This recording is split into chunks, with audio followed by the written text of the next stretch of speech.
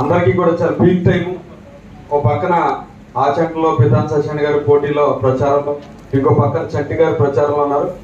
అయినా కూడా గౌడ సంఘీయులందరికీ కూడా గౌడ సెట్టుబల్జ శ్రీశైన ఈడిగా యాత కమ్యూనిటీ వారికి అందరినీ కలవాలనేటువంటి ఉద్దేశం మీద ఇరువురు కూడా చాలా విలువైన సమయాన్ని అక్కడ వెచ్చించారు కాబట్టి ఎక్కువ టైం తీసుకోకుండా ముందుగా కూటమి సీట్లు అడ్జస్ట్మెంట్ లో సీట్లు కోల్పోయిన చంటి గారి నుండి పనిచేస్తున్నటువంటి అప్పలనాయుడు గారికి, మరి బుజ్జి గారు చనిపోయిన తర్వాత ఆ బాధ్యతను భుజాన వేసుకుని ఊరికే రాజకీయం చేయకుండా ప్రజలతో మమేకమై ప్రజాసేవ చేస్తూ ఒక సేవకుడిగా మంచి పేరు తెచ్చుకుంటున్నటువంటి చంటి గారికి, మా జగదీష్ బాబు గారికి, వెంకటేష్ బాబు గారికి, ఇక్కడ హాల్ ఇచ్చినటువంటి బాలయ్య గారికి, మనందరికీ కూడా ఉమ్మడి జిల్లాలో 15 సీట్లు ఉంటే 6 సీట్లు జనసేన పోతే మిగిలినటువంటి సీట్లు 9 సీట్లలో కూడా ఒకే ఒక బీసీ మనందరికీ కూడా ఉమ్మడి జిల్లాకి పెద్ద దిక్కు.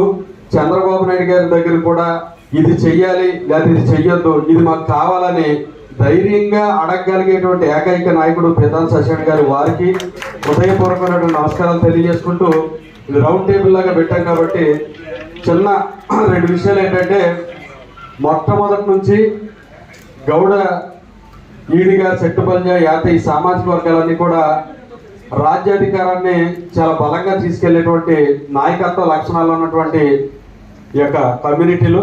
దానికి మంచి ఉదాహరణ ఏంటంటే సర్దార్ సర్వరాయ్ పాపన్న గౌడ్ గారు ఒక సాధారణమైనటువంటి కళ్ళు గీసుకునే కుటుంబంలో పుట్టి కళ్ళు గీసుకునే దగ్గర నుంచి ఆ రోజు అక్కడ ఉన్నటువంటి మొఘలులతో జరిగినటువంటి అవమానంలో ఏ రోజుకైనా కొడితే గోల్కొండ కోటను కొట్టాలని ఆ ఒక్కడు 12,000 సైన్యాన్ని వేసుకుని గోల్కొండ కోటను కొట్టి మొట్టమొదటిసారిగా బడుగులకి రాజ్యాధికారం ఇస్తే ఎట్లా ఉంటుందో చూపించినటువంటి సర్దార్ సర్వరాయ్ పాపన్న గౌడ్ వారసులుగా మనందరం కూడా. రెండో పక్క లచ్చన్న గారు మరి ఆ రోజున ఓ పక్కన స్వాతంత్ర సమరయోధుడిగాను మరో పక్క రైతు పోరాటం చేస్తూ కూడా త్యాగం చేస్తే ఈ సామాజిక వర్గంలో ఎంత గొప్ప త్యాగం చేస్తారని ఒక పెద్ద ప్రతీకగా ఎన్జీ రంగా గారు విదేశాల్లో మరి వ్యవసాయ విద్యను అభ్యసించి వచ్చిన తర్వాత ఆయన గుంటూరు పార్లమెంట్ ఓడిపోతే ఈ శ్రీకాకుళం పార్లమెంట్ లో గెలిస్తే ఈయన ఇలాంటి వ్యక్తులు పార్లమెంట్ లో ఉంటే దేశానికి ఉపయోగపడతాడని గెలిచినటువంటి సీట్ను రిజైన్ చేసి రంగా గారిని శ్రీకాకుళం తీసుకొచ్చి గెలిపించి పార్లమెంట్ కి తీసుకెళ్లినటువంటి మగవాడు మనగడ్డ లచ్చన్న గారు. అలాంటి వారసులు మనం. అలాంటి వారసత్వంతో పాటు ఈ భారతీయ చరిత్రలో ఆంధ్రప్రదేశ్ లో అవిశ్వాస తీర్మానం పెడితే ప్రభుత్వం ఒకే ఒకసారి పడింది. అది కల్లుగీత మీద ప్రకాశం పంతులు గారు పనిచేసినాడు. దాన్ని వ్యతిరేకంగా ఆయన ఉద్యమం చేసి ఆయన ఆ రోజున ప్రభుత్వాన్ని పడగొట్టాడు. అలాంటి దమ్మున్న నాయకత్వం కలిగిన వాడు మన సామాజిక వర్గం అంతా కూడా. ఇంతటి చరిష్మా కలిగినటువంటి నాయకత్వం ఉన్నటువంటి మనమంతా కూడా మరి ఇంత పీక్ టైంలో పితాన్ సత్యనారాయణ గారు లాంటి వారు ఇక్కడికి రావడానికి ఒకే ఒక కారణం ఏంటంటే చంటి గారిని మనం భారీ మెజార్టీతో ఎమ్మెల్యేగా అసెంబ్లీకి పంపించాలని ఒకే ఒక కారణం.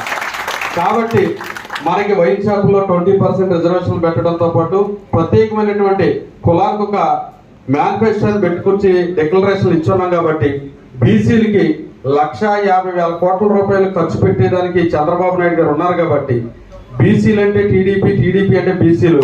దాంట్లో తెలుగుదేశంలో గౌడులకి మరింత ముఖ్యమైనటువంటి భూమిక ఉమ్మడి రాష్ట్రంలో అయితే అక్కడ మనకి దేవేంద్ర గౌడ్ గారు ఉన్నారు. రాష్ట్రం విడిపోయిన తర్వాత ఇక్కడికి మనకు ఆ స్థాయి పెద్దల పాత్ర వహించడానికి పితాన్ గారు ఉన్నారు కాబట్టి ఈయన మాట మీద మనం అందరం పనిచేద్దాం. మనకి ఏదైనా పని కావాలంటే ఆయన అడుగుదాం. కాబట్టి అందరం కూడా ఈ ఏలూరు సెగ్మెంట్ లో అత్యధిక మెజార్టీతోని గ్యారంటీ సీట్ అని మొట్టమొదటి నుంచి అనుకుంటున్న సీటు బడేటి చంటి అన్నది. ఆ చంటి అన్నదే మిగతా సెగ్మెంట్ల కన్నా కూడా హైయెస్ట్ మెజార్టీతో మనం గెలిపించుకుని ఆయన గిఫ్ట్ ఇచ్చి ఆయనతోని మనం పని చేయించుకుందాం, మనకు కావాల్సింది చేసుకుందాం. ఈ సందర్భంగా తెలియజేస్తూ నాకు అవకాశం ఇచ్చిన పెద్దలందరికీ నమస్కారం తెలియజేస్తూ సెలవు.